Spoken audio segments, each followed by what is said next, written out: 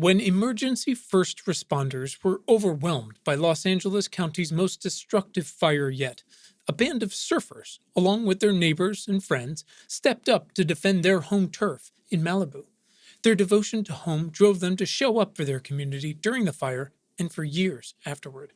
And now, a model they call the Community Brigade program could change everything, leading to more lives and more homes saved during the increasing wildfires across not just California, but the world. Join reporter Adriana Cargill from KCRW, NPR's All Things Considered, Crooked Media, and more, as she investigates a wildfire story that is not depressing, but is, in fact, a clear hope for the future. Listen now to Sandcastles, an award-winning podcast about home, how we create it, and why we fight so hard for it.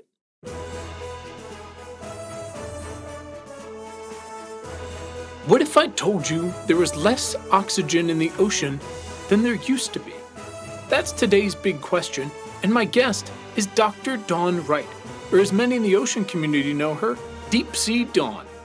Dawn Wright is an elected member of both the National Academy of Sciences and the National Academy of Engineering. She's the chief scientist at ESRI, where she works with other scientists to map the ocean floor in 3D. In 2018, when I was just a baby podcaster, when Brian was my co-host, I saw a headline about the ocean that made me question a lot. I knew the oceans were heating up.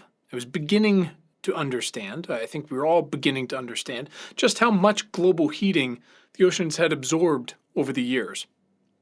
But I didn't know what that meant for the billions of creatures that call the ocean home. I didn't know what it meant for us. So I called Dawn. We got her on the phone. And in celebration of Dawn's return to the show next week, I wanted to replay this incredible conversation we had with her to better understand how far we've come. Now, forgive me, again, it's very early in the show, but it's a wonderful conversation, and I learned a lot, and I think you can learn a lot too. So, welcome back to Important, Not Important. Again, if you're new, my name is Quinn Emmett, and this is Science for People Who Give a Shit. In these weekly conversations, I take a deep dive. Back then, Brian and I took a deep dive together with an incredible human like Dawn, working on the front lines of the future, on the ocean floor, to build a radically better today and tomorrow for everyone. Along the way in these conversations, you'll discover tips, strategies, stories you can use to get involved and to make the world a better place, a safer place, a healthier place for everyone this time. A reminder, you can reach me for questions, for guest suggestions, feedback at questions@importantnotimportant.com. Our guest today is Dr. Dawn Wright, and together we're going to discuss how the ocean seems to be running, maybe not running out of oxygen, but losing at somewhat of a rapid pace, and that's probably not great. Dawn, welcome. Thank you so much. I'm so excited to be on your podcast. For sure. I love your enthusiasm. Love your enthusiasm, especially on the second try. We had some technical issues here, but we're working through them. Dawn, Deep Sea Dawn, as your website says, and you just told us that whole story. Tell us real quick who you are and what you do. So I am the chief scientist of ESRI, which also stands for the Environmental Systems Research Institute. ESRI is a geographic information system company.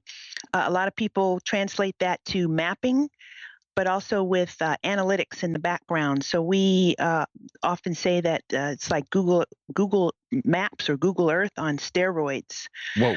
We provide maps for all of the world's major governments, for about 7,000 universities, about 350,000 organizations worldwide, including a lot of environmental nonprofits. And we love what we do. We have environmental conservation and planet stewardship at the core of our mission. And working for this company has been just wonderful for me because as the chief scientist, my job is to help strengthen the scientific foundations for the software that our company builds and for the services and projects and activities that we're involved in with all of our customers. And then I also represent ESRI to the scientific community. So I don't do sales or marketing. I'm still an academic. So my role there is to represent us to the National Academy of Sciences on various boards and councils, such as with Conservation International. I work with a lot of universities and research labs on special R&D projects. And it's just a fabulous job. I work directly under the CEO of the company and serve as his science strategist. And then in my spare time, I'm also maintaining my faculty appointment at Oregon State University. I was at Oregon State University as a professor of geography and oceanography for 17 years before being lured to the other side into industry. So that's what I'm doing at the moment. Anything else? Yeah. Is there? I mean, it feels like anything else you're doing in your spare time. I mean, well, I'm trying to raise this 1-year-old golden retriever puppy and trying to ride my road and mountain bike to keep my sanity. Keeping whatever the thing is that makes you, especially someone like you, maybe you specifically, keeping your sanity is very helpful to everyone. Yeah, please don't stop that. Yeah, and I tell you, and this always sounds creepy when we say it, but in doing our research on you and your work ahead of time, I feel like I could go on the list of awards and honors and things you have and the firsts you have accomplished, but I don't think we have quite enough time here to go over all of those because we're only recording for an hour. No, please don't. That just keeps me off the streets at night. It keeps me out of trouble. Just keep my head down and work as hard as possible for the planet and for other people, and that's the important thing. Well, I would like to at some point come back to the fact that on your Wikipedia mentioned you were the first African American female to dive to the ocean floor in the deep sea submersible Alvin, and I would love to hear about that at some point because that just sounds incredible. The gist I gathered is basically you mapped the ocean from what I get. Yes, yeah. It's surprising. I have a Wikipedia page, so that's kind of nice. But that's gotta be cool. The mapping of the ocean. This is some of us talk about grand challenges. Mm-hmm. This is still one of our grandest endeavors. We do not know enough about our planet. We look to the stars and we dream about going to Mars and back to the moon, and that is fantastic. But we don't have the same level of understanding of our own home planet. And a lot of that has to do because of the difficulty in mapping our home planet. Our home planet is a water planet. The satellites cannot see through the water, so we have to still get out onto that water and into that water with sound waves mainly to map it. And so many of us are on a mission to get the oceans mapped at the same level of detail as a standard hiking map that you would take to a national park, or the map that you have on your phone that gets you through the traffic in the morning. Those maps have a certain level of detail that allow us to understand where we are and to predict even where we should go. And we don't have that same level of understanding for the oceans. It's absolutely unbelievable when you think about it, but it's true. And it's also tied to this issue of oxygen in the ocean. Well, that's I can't even comprehend the amount of work and effort and understanding that must go into that. It's a pretty small percentage of the ocean that's been mapped currently, right? Yes. Now, if we're talking about resolution or level of detail, we do have all of the ocean floor, for instance, mapped, right? But it's very, very coarse. Now, if we're talking again about that same level of detail as a map to your local state park or your national park, we only have about 15% of the ocean floor and about maybe 5% of the water. We call it the water column. Only those small percentages are mapped at that level of detail. And there is an initiative that's afoot called Seabed 2030 that is trying to rectify the ocean floor mapping problem by the year 2030. Wow. And that's if we're still around, which would just be great. Yeah. Who knows? That's if we don't run out of air to breathe, you know? Yeah. Oh my God. All right. So we're going to start moving towards that here. Yeah, so yeah. I'm sure people are going, I'm sorry, could you just, if you could just answer that question, that'd be great. We'll start getting into it here. So Don, we are all about action-oriented questions here, because we are living in a time that calls for action. So we'll set up some context like we've been and like we said we would, and then we'll start figuring out, why what's happening is happening. What if we were doing this instead? Would that be helpful? Would that be harmful? And how can we make a dent and help you, if that sounds okay? All right. Yeah. So Dawn, we start with one pretty important question here. Something to really introduce you to our folks, but instead of saying tell us your life story, we like to ask, Dawn, why are you vital to the survival of the species? Wow, didn't see that one coming. I don't see myself as vital to the survival of the species. I don't look at it that way. I look at it in terms of all of us are vital together. I don't think any one well, there's always the adage that one person can make a difference, and that's true. But I think especially today, where we are so divided, speaking just for about the United States, we are so partisan, we're so tribal that we must come together for the survival of the species. We must not just be singular, I'm important, I'm going to be the one to make the difference all alone. I think we have to link arms and work on things together. So I would just like to be seen as a team member, someone who is in the canoe with the oar along with everybody else, and together that canoe is going forward. I think that's a wonderful and humble answer. To be clear, I would like you to have the oars and to be in charge of all of it. If you could just have the oars, that would be great. And you just tell us what to do, basically. That would be super helpful. All right, so let's put together a little context here. Again, please tell me all the ways I'm wrong here. And Brian's going to ask a lot of questions. And maybe Dawn will still be here when we finish. Okay, so getting into the oxygen question, one of the things that makes Earth so unique is photosynthesis. It's what made this whole life experiment possible from soup to nuts, as I understand it, because from that came oxygen, which is the only thing really keeping us going. It's part of one of the things we're actually looking for in all of these exoplanets that we're searching out as we try to find either a Earth 2.0 or a backup plan or an escape hatch, whichever way you want to see it, or if somebody else is out there. So you might have thought that maybe fish breathe water. No, fish breathe oxygen. I'm sure I thought that at some point. Yeah, at some point. What, like Tuesday? Yeah. What is today? Yeah. Right. So today. But fish actually breathe oxygen by removing it from the water. The gills are the little slits on the side, and the inside of those are full of blood vessels. The fish sucks in the water, Brian, and then they push it out through the gills, and the water passes over the walls of the gills, like Kevin Costner in Waterworld, and the dissolved oxygen moves into the blood and travels to the fish cells. It's pretty wild. That is right? insane. On the list of superpowers I wish I had, that would be pretty cool. Does Aquaman have those?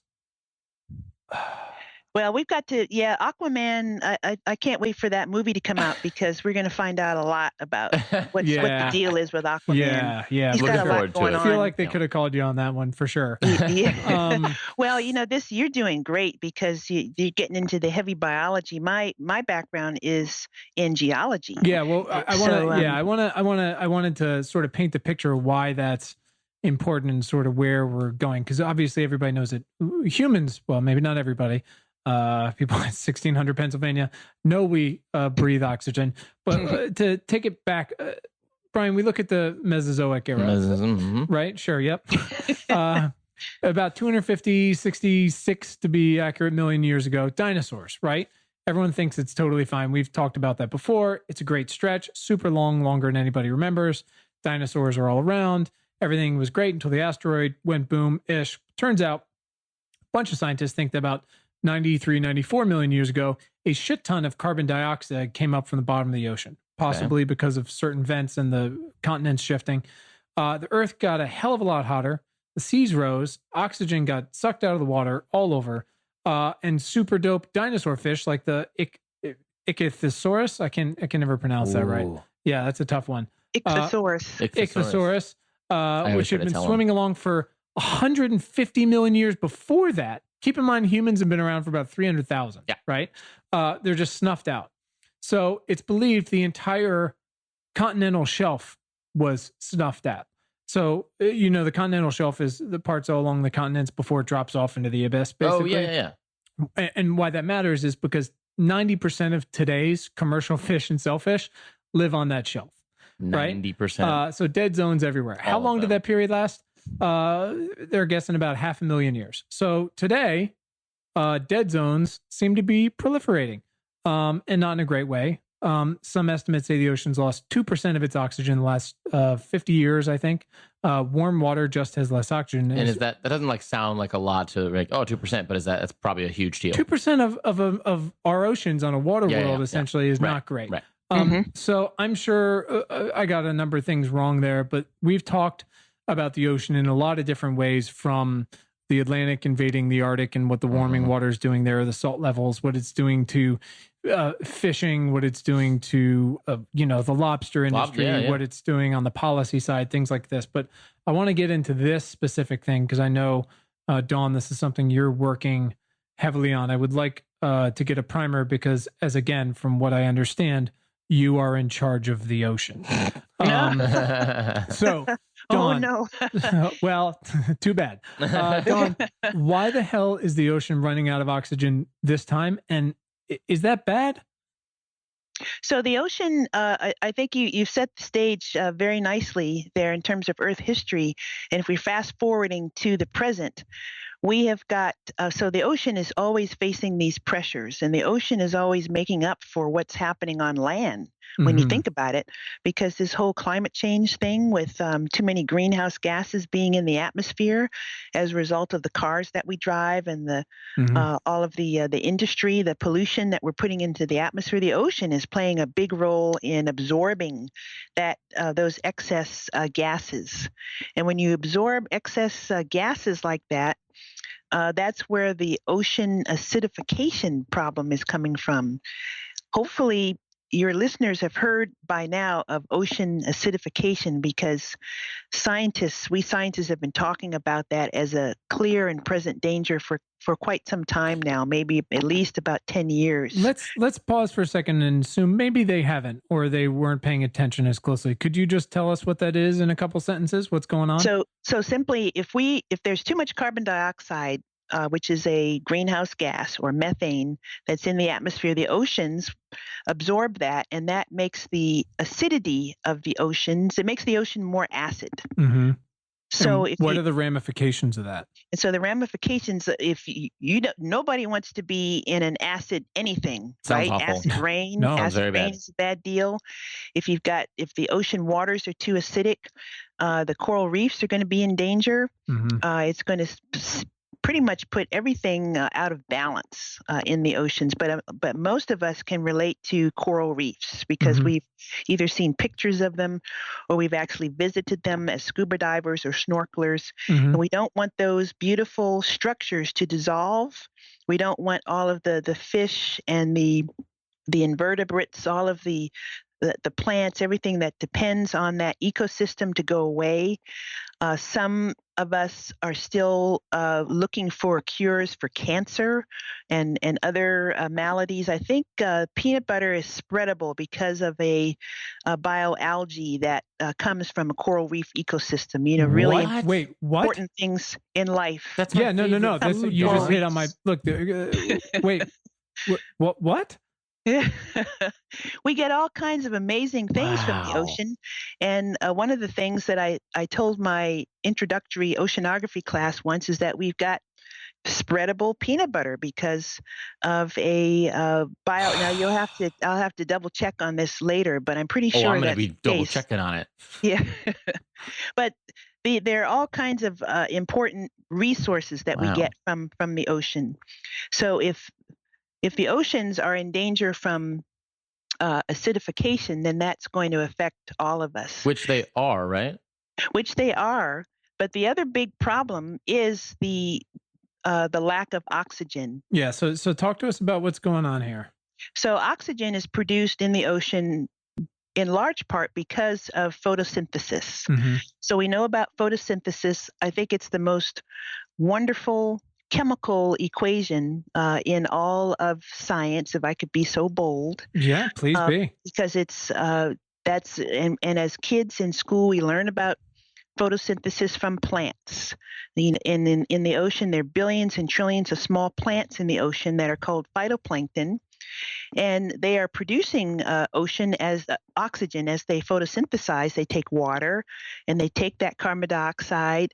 They take the sun's energy, and they take the nutrients, the good old vitamin pills that are in the ocean, and they produce the carbohydrates, and they produce oxygen from that process. So that is benefiting all of us, because more than half of the oxygen that we breathe comes from that process taking place in the ocean, as well as the mixture of oxygen from what we call it the air-sea interface at the surface of the ocean. All of that beautiful wave action. We know about the wave action that we see on shore with surfing and body surfing and so forth, but that's happening all across the oceans of the world. So all of that process is constantly producing oxygen, and it actually contributes to what every single one of us breathes every single day. So a lot of people think that, well, I live in Colorado or I live in Utah, and the oceans are cool, but that's not really going to affect me. I live in the interior. I don't see the ocean every day. Right. But what is happening in the ocean is affecting you no matter where you live. Now, the ocean is facing another pressure. So there's the ocean acidification, but there's also the big word deoxygenation, or the reduction of oxygen, mainly because of disruptions in the ecosystem and the nutrient cycles of our friends, the phytoplanktons. Mm-hmm. The nice little plants in the oceans that do so much for us. Mm-hmm. They are affected by pollution. We hear a lot about plastics and sewage outfalls and all kinds of horrible things going on in the ocean to pollute it. That throws the phytoplankton and all the fish out of balance. That messes with them. Then we've got turmoil in the ocean from trawling and dredging and drilling and mining, fishing.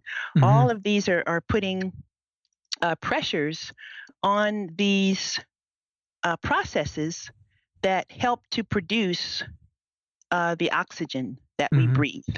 So there was a paper that came out in Science magazine or Science journal earlier this year that gives a great review. It's pretty much in the weeds because it was in Science. Science is one of the leading journals of the day. It's sort of like the Washington Post or the New York Times for the scientific community. And these authors, Brightberg and her colleagues, point out all of these pressures on the ocean. They give us some real data, some great graphics.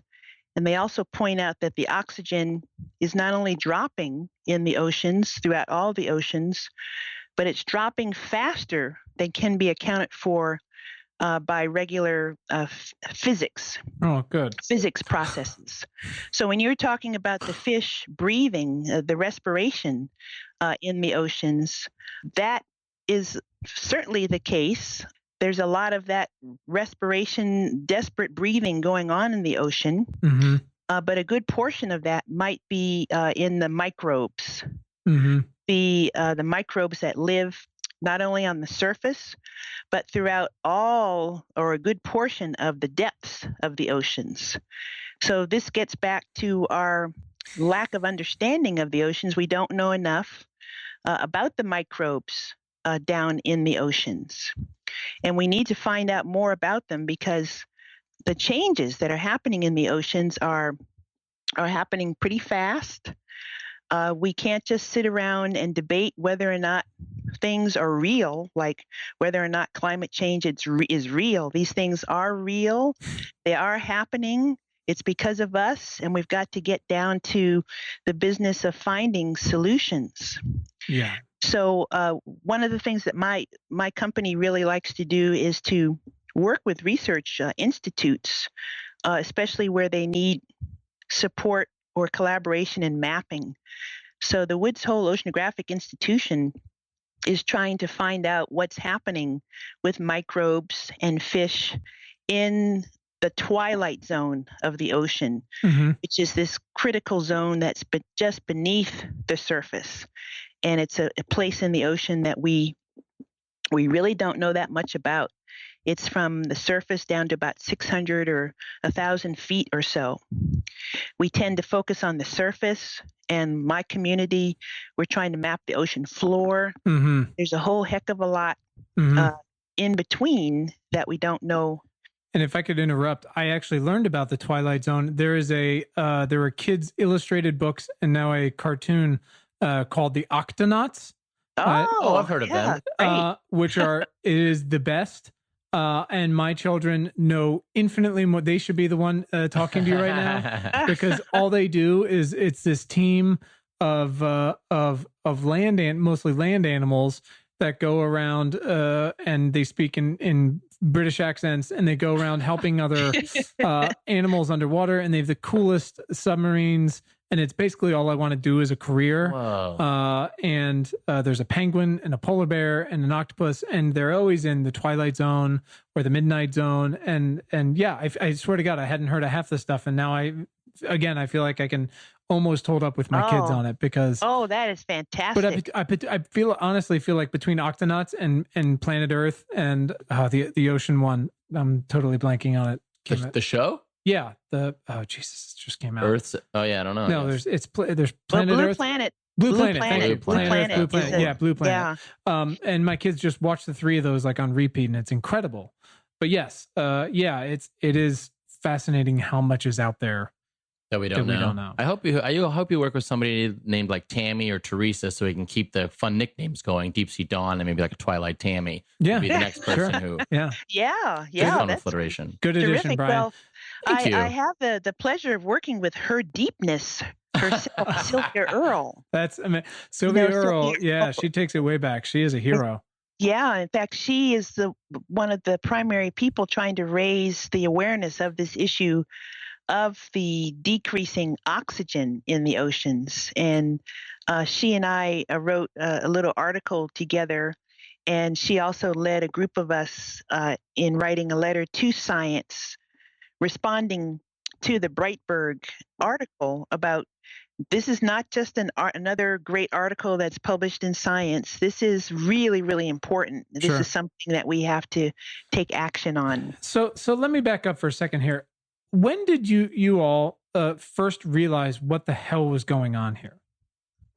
Well, I think a lot, and to be honest, full disclosure, I'm not an ocean biogeochemist or an ocean biologist. Though these are the heroes who are actually working with these data. My expertise is on the bottom with the structure. So, for instance, I am very keyed into the recent earthquake and tsunami. Right. It's pretty devastating. Because that gets down to my expertise in terms of how the seafloor there ruptured and shifted and caused that horrific tsunami. I think they're up to 1,234 dead. At any rate, the scientists who have been working with these data have sounded the alarm call for, I'd say it's been at least 10 years. But there have been scientists who have been looking at oxygen levels in the ocean forever, really. The very first comprehensive global assessment of chemistry in the ocean took place in 1872 with the expedition of the Challenger. The British started off with this, and the HMS Challenger went around all of the world's oceans and took some of the critical measurements of ocean characteristics, even ocean depth at that time. So I would say it started really with that 1872 to 1876 expedition. When I was in school in oceanography, our chemistry professor said, I want you guys to read the reports of the Challenger expedition. I want you to really understand the shoulders of giants that you are standing on and what you're adding to. But in terms of the recent climate change crisis, I would say in at least the last 10 years, we've been talking about this and trying to communicate this, but it has only come to the fore, I would say, with the Trump administration and the horror that they are. I don't want to get too political here, but it's been out and out attack. I'll say it's a fucking science. nightmare. Yeah. Can we start at, maybe it's a silly question, but how do we know, how are we able to know and measure like what happened millions and millions of years ago down there? I feel like on land we've got fossils and old white senators, or we can see where the asteroids hit. Right there's craters, the Yucatan. But how do we know when an ocean was warm and when it wasn't, and how it killed things off? And I guess how does that apply to what you guys have figured out over the past 10 years? Yeah, we have got the equivalent in the oceans through deep sea cores. So could you explain those? Yes, so there's tons of so these little creatures that live in the oceans, including the phytoplankton, but certainly the little animals, the little shrimpies and what we call the zooplankton. Sure. They after a while they die, and their shells and their carcasses settle to the ocean floor and become part of the sediment. And over millions of years, we have got wonderful records of what has happened in the past from these sediments and also from the rocks on the seafloor. So we can punch a hole through these sediments and we can bring out a long sample of them. So it's similar to drilling for oil. In fact, ocean drilling is going on as we speak.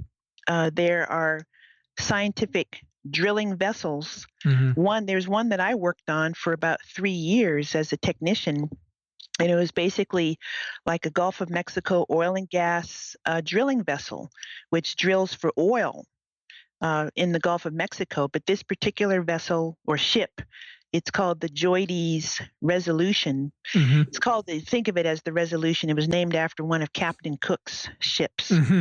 And this ship uses that same technology. It's got a drilling, a tower in the middle of it. It's called a drilling derrick, so that you can put together long pieces of pipe and lower that pipe down to the seafloor. The pipe at the very end of it has the toothed drilling apparatus or machinery on it, so that it can drill down through the sediment. As the drill goes into the ocean floor, the sediment is collected into a plastic sheath, and that is the core. So you've got, when you bring that core up to the surface and split it open and look at it, you've got a beautiful record of all of the events, the deposition of different types of fossils through time in that core. And that's really how we can get the history of what happened in the ocean water. It's so fascinating to me, because I guess it sounds like the exact same thing that they're doing with the ice in the north and the south, and that they're trying to do on Mars. Of course, drilling always makes me think of Armageddon.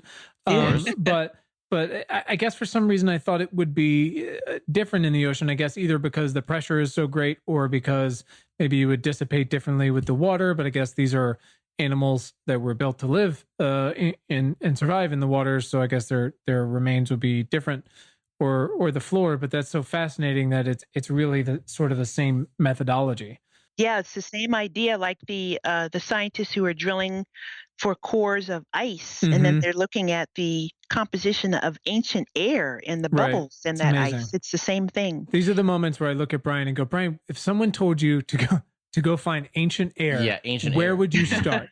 How does this? Can't believe that's a thing. No, it's just like the Dawn is another one of these folks that feels like she's using 5% of her brain to talk to us. Right. Oh, and we appreciate it, Dawn. You know, one of the hardest things, another a movement that's going on now is science communication. And one of the hardest things to do is to take what we do in our area of specialty and then to describe it to describe it to each other. Sure. Like as some very skilled biologists and chemists have described to us geologists what they do, and we describe to them what we do. It's all it's all part of the ocean, but we all have different languages, the jargon and so forth. And then to take that and to describe how important this is to a congressman or a senator or to the mayor of your town. Or I use my mom. If my mom now can understand maps and GIS, geographic information systems. She said the word overlay the other day. I was like, yeah, Mom. She knows about spatial statistics. I was like, yeah. Oh, nice. That's impressive. Man, that's awesome. Yeah, I want to hang with your mom. You can have a whole brain full Brian, of how would what language would you use to describe what we do? I mean, do you just say I have a podcast? I think that's it. That's all we have to say. That's all you have to say. Everybody knows podcast. Yeah, it's easy. Yeah. All right, so we know. So what did you tell us? The ocean is absorbing way too many greenhouse gases, becoming acidic. We've got a bunch of oxygen that we're not getting anymore. And we've talked on the podcast before about the oceans getting warmer and being warmer, and how that leads to drastic sea level rise in San Francisco and New Orleans and Miami and a million other places, very sadly, and how fish and lobsters are migrating north. Away from where they traditionally should be. What are like the real ramifications of this? Right. And what are we doing about it? One of the real ramifications is that real estate is disappearing. So I was at a conference recently. It was one of the events at the Global Climate Action Summit.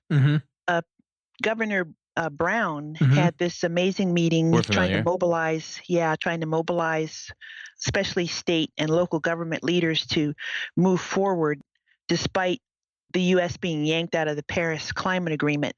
But there were tons of other parallel meetings going on, and I was at one where there was a group of us. We were at a Dew Fest, and it was about not just talking. It was called a Dew Fest. Oh, like do, like D-O. Like do, yeah, D-O. Do like something. Come up with solutions. I like it. Get together and work together and network, and let's do something about these problems. But one of the ramifications for sea level rise is that, as I was saying, real estate will disappear. And a wonderful speaker, she's in charge of the climate action really at Conservation International. She showed a picture of one of the islands in the Maldives in the Indian Ocean. And the capital city there is on this very small island. There's really no more room for them to build anything. And with sea level rising, that real estate is going to disappear. They have nowhere to go. They can't run up to the mountains. Their island is very young. It's fairly flat. It's all been developed and built. So as the sea level rises and encroaches and floods, they have nowhere to go. They're going to have to leave at some point. And this is a big problem for the small island nations in the Pacific and the Indian Ocean. So that's one huge consequence. Your home disappears. Right. From it seems so sci-fi and drastic when people say, hey, we need to start thinking about the places we're very tragically going to have to walk away from. And it's very easy to focus in the U.S. on New York and Miami and New Orleans, but again, that whole chain, Indonesia is just that they're like, hey, we're already starting. Right. This is happening. Yeah. It's pretty incredible. So what about the warming, the oxygen issues specifically? What are the big ramifications for that for I guess the continental shelf and I guess marine and geologic? So these fish do need oxygen. We do have our fisheries that we do rely on. That's really big for the economy of our country and for many countries. And we don't want to see fish die-offs. One of the things about Florence, for instance, one of my colleagues, Marshall Shepard, who is a great atmospheric science and geography professor at the University of Georgia. He shared this picture on Twitter of the floodwaters of Florence having receded, and there were tons of dead fish littering the highway. I saw that.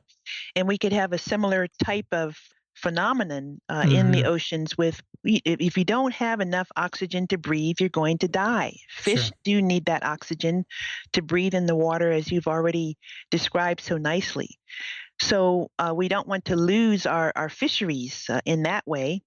Everything is related in sort of a virtuous cycle in nature. And so if one part of it is out of whack, the rest of it is going to be affected. So even the way that we go through our normal cycles during the day, if we're not getting enough sleep, we're going to have a hard time concentrating, doing our work.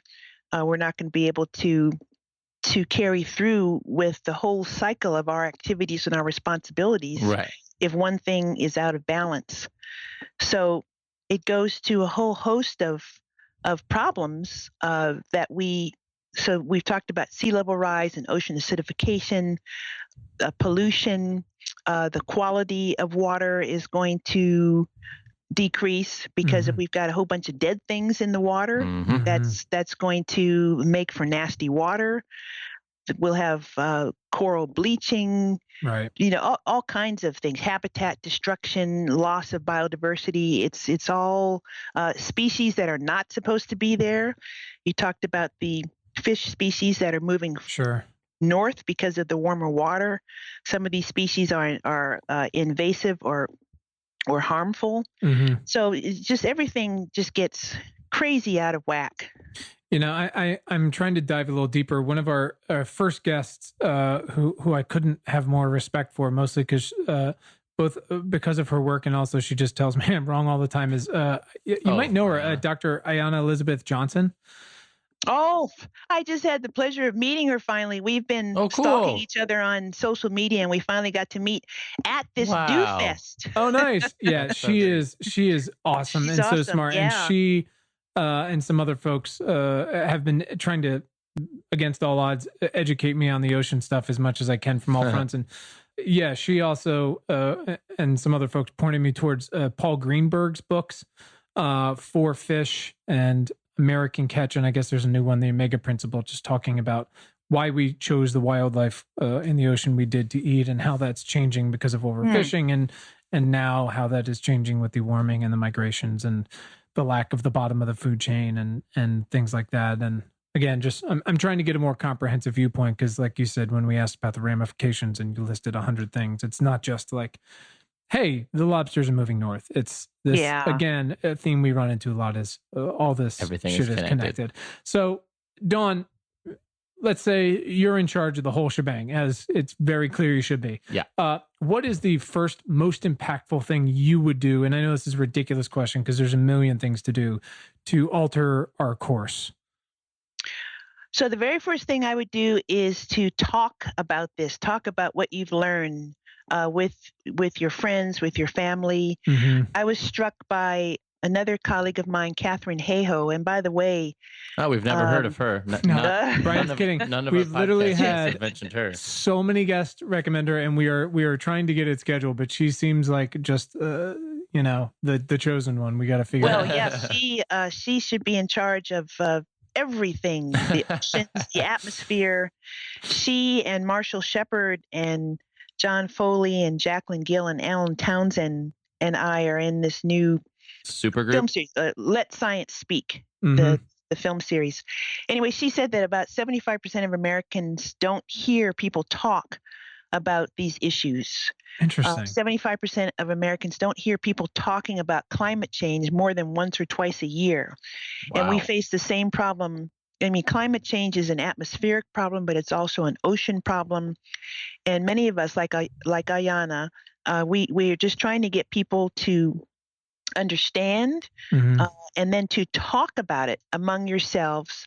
Certainly talk about it to your government officials where it affects your affects your community. But the more we are like the way that we talk about movies or about football games, and you learn through that, and you're enriched by that.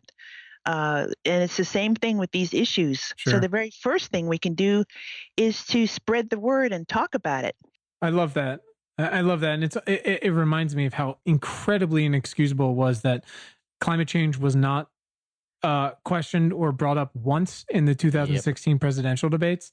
I mean, that's insane. Not once, and which this is insane. is the danger. This is the huge danger, because it wasn't even on on people's radar. It wasn't on the radar screen of our leaders. They didn't even care enough to bring it up, and our lives absolutely depend on this. And look what's happening. Yeah. Further, one of the reasons why we have this Let Science Speak film series, why we were involved in this, is because scientists are being censored at the EPA. They can't even use the language or the words climate change. It's absolutely insane. It's really like the earth is flat. You may as well be on that side, saying that the earth is flat. It's not, by the way, just for all our listeners out there. It's not flat. You and your supergroup partners that you just mentioned in the Let Science Speak group, what are the biggest obstacles that you all run into when you're trying to get people to understand this stuff, and you're trying to get people to listen to you and talk about it like they talk about football? Why isn't it happening? Well, a lot of people, for them, you can tell them as many scientific facts as you can, but for them it's very emotional. For some people it's a religious issue. For some people, they don't like they don't want to face what the implications are, that they're going to have to change lifestyles, or that they suddenly may not be in power, perhaps. That they think that they're being told what to do. Some of us have received. Now, I have thankfully never received death threats, but Catherine Hayhoe can tell you all about that. It's absolutely insane. But that's one of the things that we do touch on in the Let Science Speak series, and each of those films is only about 5 minutes long. But those are the issues. I found that if you tell with the oceans, I think it's a little easier because there's so much about the ocean that many people have not experienced. I mean, we all look up at the sky. We all know when it's a hot day or when there's a storm. I mean, we all experience that, but not all of us have experienced swimming in the ocean or diving to the ocean floor. Or it was only until about 20 years ago or so that we actually witnessed the first volcanic eruption on the ocean floor. So the ocean is still a mystery to so many people. And when you peel back the mystery and tell them about what's going on, I found that they really like that. It's like listening to a science fiction story, although it's not fiction. Right. So there's a little bit more. People are a bit more receptive, but that's just been in my experience. I think the most important thing is that we all have their problems that we can solve together. So with the ocean pollution problem, I think everybody's starting to get on board now with plastic. We know we've got too much plastic on the planet. We've got too much plastic in the oceans. It's choking the oceans. It's poisoning the oceans. It's poisoning us. And some very simple things like Starbucks now. When I go to Starbucks, I take my glass straw with me. They don't want to use their straws. Starbucks is slowly going to come around, and they're not going to produce plastic straws. Very, very simple things like that. And I think for people who are not as familiar with the oceans, they need to find a way to get to the water. And visit a blue park, visit a national seashore, and you get some fantastic vacation time out of it. Yeah, so, 2 birds. Yeah, right. So it does, and it's understandable in some ways, especially for the people in the middle that literally maybe never visited the ocean because they can't afford to, because it's hard to travel, or they don't have time to. So I can understand sometimes when it's one of those issues that it can seem sort of large can seem fairly impenetrable. That's a trouble with a lot of the ocean issues is for a lot of folks either can't or don't really see or touch or feel them very often, and unless it's litter on a beach.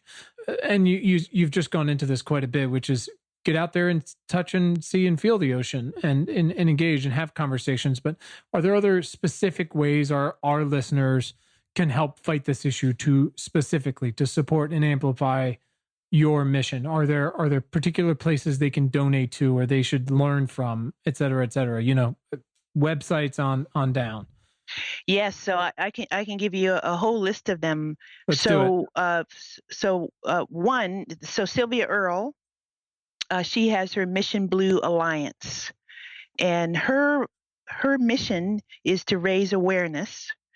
So they do a fantastic job on so many levels, but I think one of their most effective ways is to help people to talk about these issues and then to take action with partners such as the National Geographic and others. But there are, so I'll name the Algalita Marine Research and Education Coalition, because they're all about removing plastic, reducing pollution, especially plastic, in the ocean.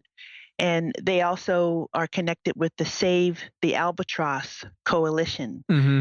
So this is about helping to reduce plastic in the oceans, particularly to save marine life, seabirds, and so forth. But it's saving the seabirds, but it's saving us in the process. Every single aquarium has a fantastic public outreach, but also they're doing a lot of work. They save marine mammals. They help us to reduce pollution. So any of these wonderful aquariums, where I live, the Aquarium of the Pacific is an aquarium that I support and get involved in. There is the Oregon Coast Aquarium. There's the Monterey Bay Aquarium. I've been to Monterey Bay. It's a stunning aquarium. Mm-hmm. I mean, they're wonderful places. You can enjoy yourself, but they also do a lot of fantastic research and activism and outreach and solution finding. Another great one is the Marine Conservation Institute. You can find all of these organizations on the web. And then I think for us at ESRI, we are supplying these organizations with mapping technology, because one of the best ways that you can, aside from watching the Blue Planet series and the Octonauts, is to explore with a map, especially if you don't live near an ocean. But we have apps that allow you to do that from your phone or from your tablet. Cool. And you can see the actual data. You can see images. One of the apps that we have is called the Ecological Marine Units Explorer, which helps you can actually explore one of 52 million measurements in the ocean of dissolved oxygen or salinity or temperature or these nutrients. You can see how these are changing from the surface down to the ocean floor. And you can use this to educate yourself about what is physically happening to the oceans. So these are just some of the things. Yeah, no, I love it. And we're going to put all of those in the show notes as well. It really seems like, in light of the fact that nobody, has obviously, I think it comes back to stop emissions and we'll stop acidifying the oceans. And obviously do what you can. We recommend checking out Project Drawdown for that stuff.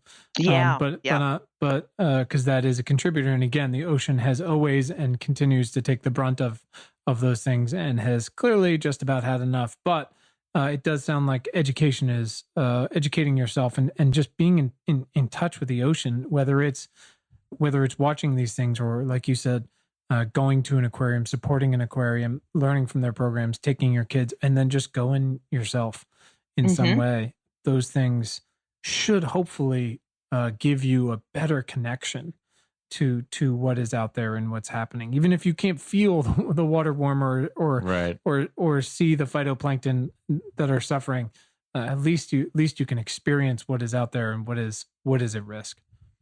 And I think it's so awesome that your kids are into the Octonauts.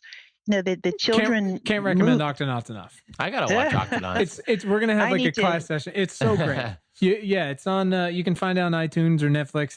It's so great. I just want it to be my job.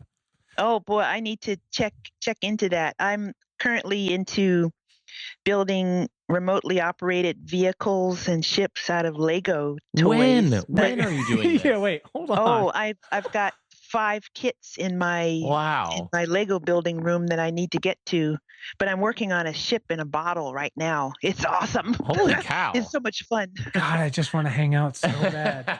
That's incredible. What big actionable steps can we be doing? What questions should we be asking of our representatives? Specifically, yes, like we like to send people, like if they're gonna work with 5calls.org or something, like, and actually talk to them, what are the questions they should be asking? And I know it changes depending on where you are, but yeah, the idea of carbon credits, mm-hmm. looking into that issue, looking at maintaining the current legislation because one of the things that we're faced with right now is that the current administration wants to roll back protections mm-hmm. that are already in place for marine protected areas offshore and for our marine parks. So they need to stand firm and not let that happen, not let that go away. There's the Magnuson-Stevenson Fisheries Act that helps keep us in check in terms of our fisheries and maintaining the essential habitats. It helps us we take fish from the ocean, but it has to be sustainable. And so that's what the Magnuson-Stevens Fisheries Conservation Act is about. So these things we're making. We also had a national ocean policy mm-hmm. that has fallen by the wayside, perhaps. All of these things that we were making such good progress, right. and then we're either stopping or we're rolling back. Yeah, I think this week the rollbacks included mercury and something else. And did I literally thought walking home, oh, the next thing's going to be asbestos, but didn't they do that? Yeah, I think that, a few months ago. Yes. Which is just like, is this like a I don't know, like a satire. It's insane to me. Anyways. And the fuel emission standards for our cars. Yeah. The federal government wants to roll that back. We can't do that. Right. Yeah. It's not an option anymore. All right. Well, this has been fantastic so far. Yeah. We've kept you for about an hour and we really, really appreciate it. So who else do you feel like we should talk to? And again, it doesn't have to be ocean. It doesn't have to be climate. Just can be someone out there who's doing something really cool and impactful that's either really good or trying to defend against the apocalypse that you recommend. You don't have to answer now. You can always email us later, but people you think that'd be a great conversationalist on something like that, that you think our listeners would love to hear from and support. Sylvia Earle is certainly her deepness. Yeah, sure. She is always a great person to talk to, but there's so many others. In fact, Sylvia Earle's daughter, Liz Taylor, I don't think we hear enough from her. I would recommend her as a really cool person to talk to. So Liz is the CEO of the company that Sylvia founded called Deep Ocean Exploration and Research, mm-hmm. and they build these terrific vehicles to explore and to save the ocean. Wait, is she an octonaut?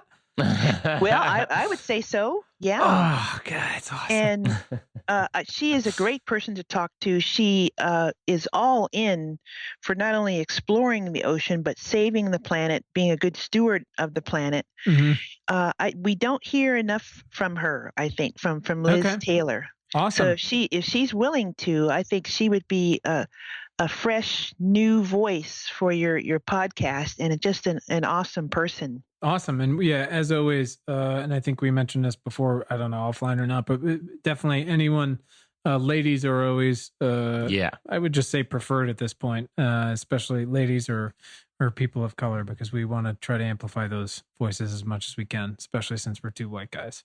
Well, another great person, and I'm just trying to, Claudia Benitez Nelson.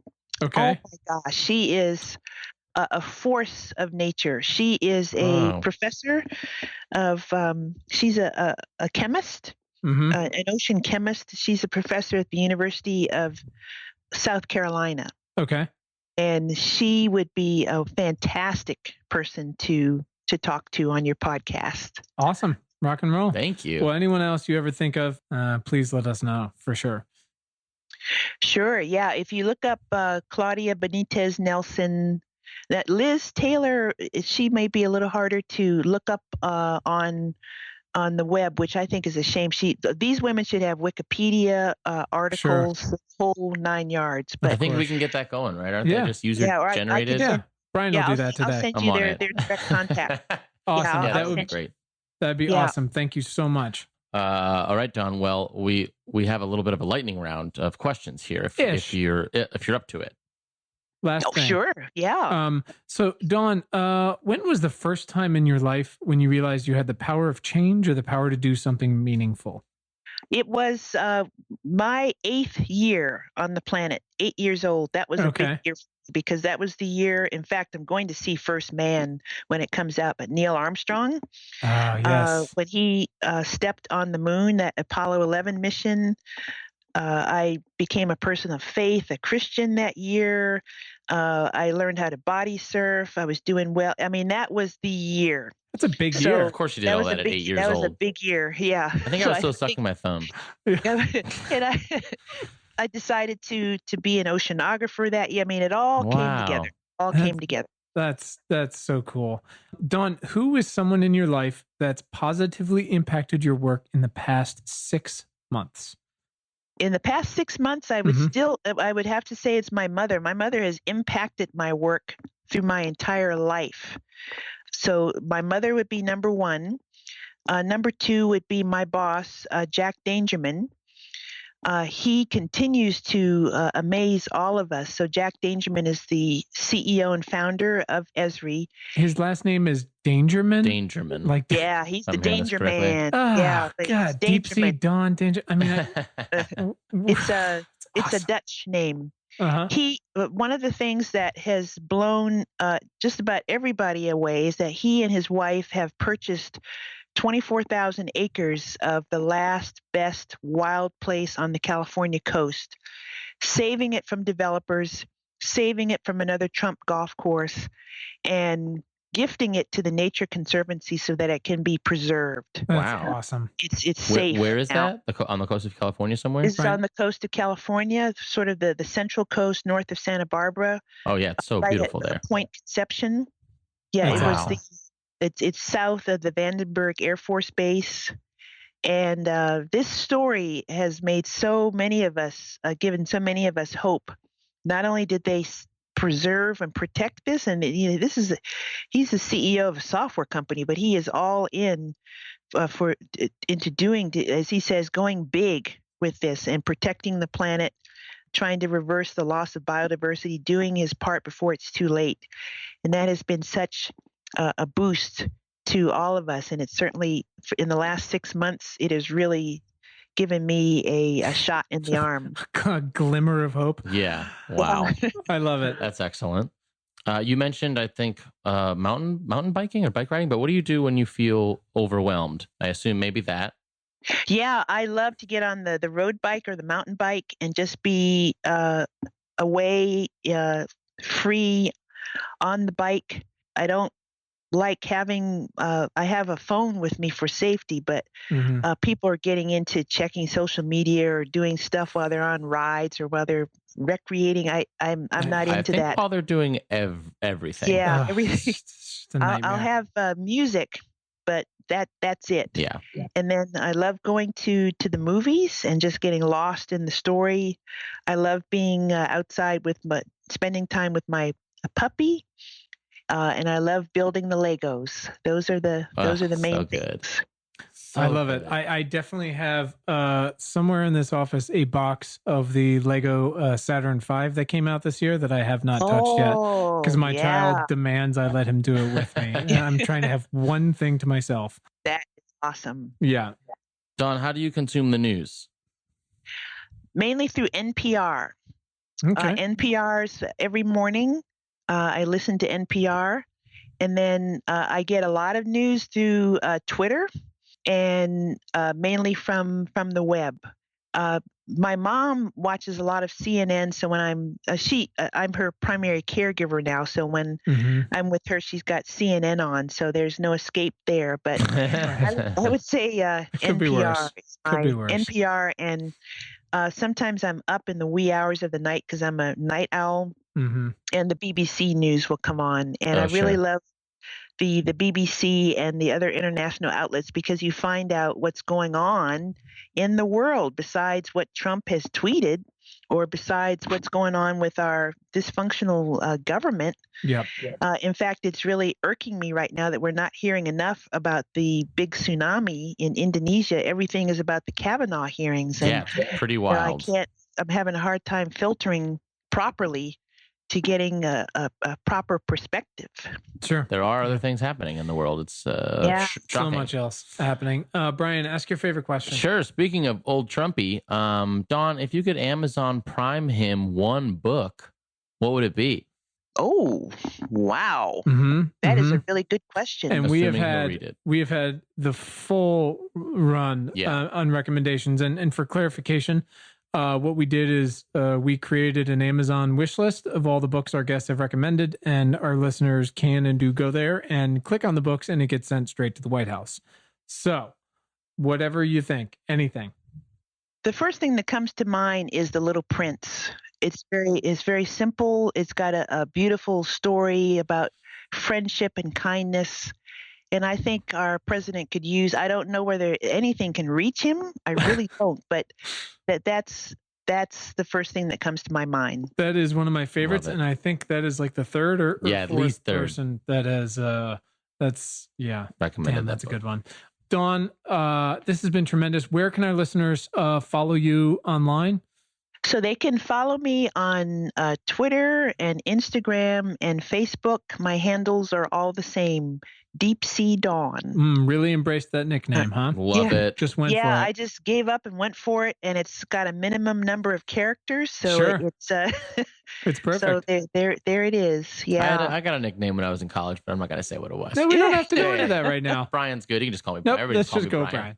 And then I promised you a quick dog story. So, very during my years at Oregon State, I had this amazing dog. Her name was Lydia, and she was in all of my classes.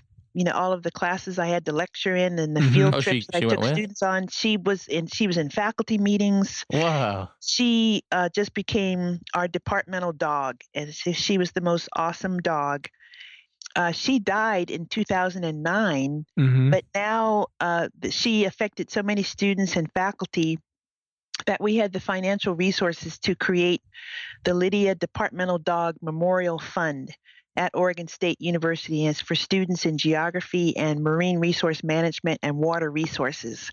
And the money from that fund helps students to travel to meetings and become better stewards of the planet, better oceanographers, better geographers, and better water resource management professionals. Oh, come on. How cool is that? That's so wild. So proud of Lydia, the wonder dog. Oh, dogs are perfect. We don't deserve them. That reminds me, I want to come back to, tell me about taking the Alvin to the bottom of the seafloor. Oh, that's a whole nother podcast. But boy, give me the short version, because I maybe we will record a whole nother one, but I'm desperate to hear about that. Oh, it is. Oftentimes it's when you're in Alvin or a similar submersible, it's like inner space. It's not outer space. It's inner space. It is. I found it to be wonderfully quiet, mysterious, because as you drop through that twilight zone, and there's less and less light, and then it becomes pitch black. Mm-hmm. Oh my God, it sounds so scary. But what you don't expect is the fire show, the fireworks, because of all of the bioluminescent critters in the water column. Mm-hmm. Where I went in the Eastern Pacific, there were bioluminescent siphonophores. I'm sorry now. Little worms in the water. How far down, Don? And they would. So this was beneath. This was getting to be about 1,000 meters depth, or about 3,000 feet. But we went down to a mile and a half. Holy shit! I can't believe you were in that thing.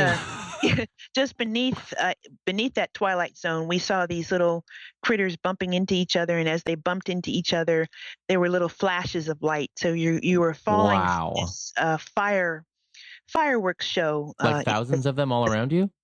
Yeah, I would say hundreds of them within the darkness of the ocean. Unbelievable. Beautiful. That is so wild. Yeah, that is the coolest. How many people can fit in? Is this thing really big, this Alvin? No, Alvin is not very big. It has the capacity for 3 people. Oh yeah, okay. Wow. So it's 1 pilot and 2 observers.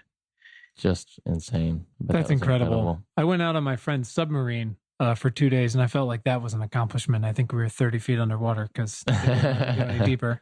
That's impressive. All right, well, listen, we're gonna let you go. Wow. I could totally listen to that all day. She is an octonaut, so that's great. We met well, finally. Dawn, thank you for all you've done. Thank you so much for all you're doing. Thank you for coming and chatting with us today, and educating us on all this and what we can do to help wherever we can. Thank you. And this has been so much fun. Thank you. Please just send me 50 pictures of your puppy. That would be great. Okay. Instagram. Instagram. I'm on it. I will be the guy stalking you. Thank you, Dawn. We will talk to you again soon. Okay. Thank you. Have a great day. Have a great day. Take care. Thanks for listening to the show. A reminder, you can send feedback or questions about this episode or some guest recommendations to me at questions@importantnotimportant.com. Links to anything we talked about today are in your show notes in your podcast player. If you want to rep any or your shit giver status, you can find sustainable t-shirts, hoodies, and a variety of coffee delivery vessels in our store at importantnotimportant.com/store.